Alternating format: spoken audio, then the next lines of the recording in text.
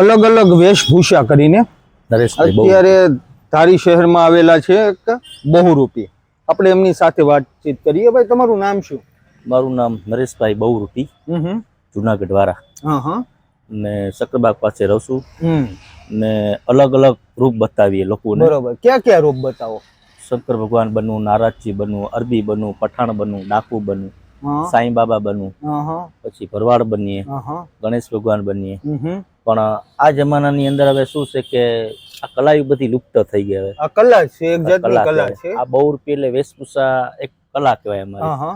ને ઉત્પત્તિ અમારી રાજસ્થાન, ને રાજસ્થાન થી આ બાજુ અમે આવ્યા ગુજરાત ની અંદર. પછી આ બાજુ જ અમે વસી ગયા. બરોબર.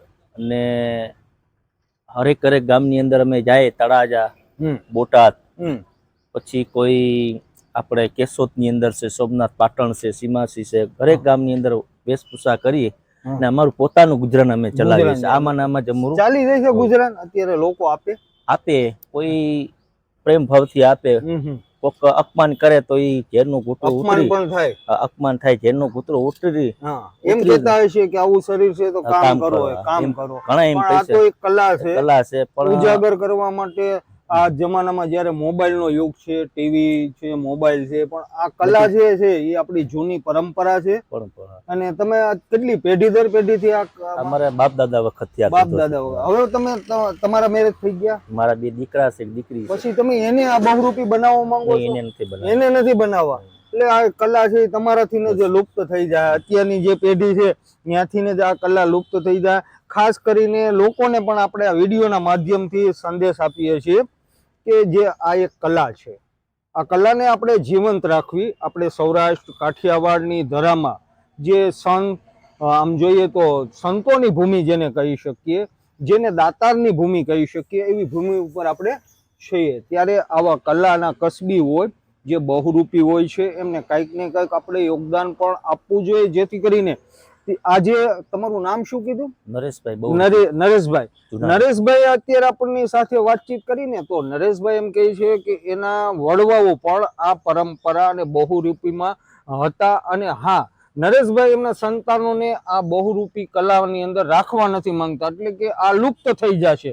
જેવી રીતના આપણે 32 પૂતળા હોય કે કઠપૂતળા પહેલાના સમયમાં હતા કે જયારે ટીવી કે કઈ નહોતું, ભવાયા હતા, રામા મંડળ આખ્યાનો હતા. રામા મંડળ અત્યારે છે પણ ઈ પણ લુપ્ત થતું જાય છે. પણ એમાં સેવા જે છે ને નરેશભાઈ, સેવાને લીધે ઈ રામા મંડળ હજી કે ટકી ગયું છે. કેમ કે જેટલા રામા મંડળ ની અંદર રમવા વાળા છે ને એમ કહે છે કે અમે ગૌશાળા ની અંદર દાન દઈ દઈએ છીએ, કે અમે ફલાણામાં દાન દઈ દઈએ છીએ, અમે એક નજીવી રકમ પાસે રાખીએ છીએ.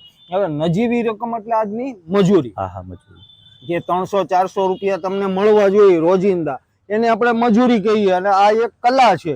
આ પણ કલાને આપણે લુપ્ત થવા દેવી નથી. ધારીની અંદર તમે કેટલા સમય આવો? પપ્પા આવતા પેલા નરોત્તમભાઈ, અહીંયા ગાંડોય બનતા, વેશભૂષા કરતા. અહીંયા ઘનશ્યામભાઈ આવતા, મારા કાકા થતા.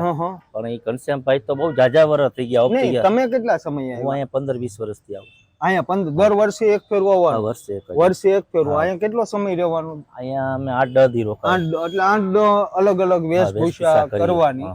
અને છેલ્લા દીએ પૈસા માંગવાના કે શરૂઆત? અત્યારે માંગી લઈએ. પછી પેલો જે રોલ હોય ને એ ભરવાડ નો દૂધવાળાનો હોય. ભાષણ કરીએ એટલે દુકાન વાળા સમજી જાય કે આજે આ પેલો રોલ છે. નરેશભાઈ, એવું તો બનતું હશે કે પેલાના સમયમાં જે લોકો દેતા રૂપિયો 2 રૂપિયા એવી રીતના દેતા. અત્યારે જો દેવા વાળો એક મળી જાય તો 100, 200, 500 દઈ શકતા હોય. એવા હોતે માણસો અત્યારે માનવતા વાળા મળે છે. માનવતા વાળા છે કે કોઈ શ્રીમંત હોય એ તમને 100, 200, 500 રૂપિયા આપી દે કે ભાઈ આવી રીતના. હવે આ જે વેશભૂષા કરો, આજે તમારો દિવસ લેડીઝ પાત્ર કહેવાય.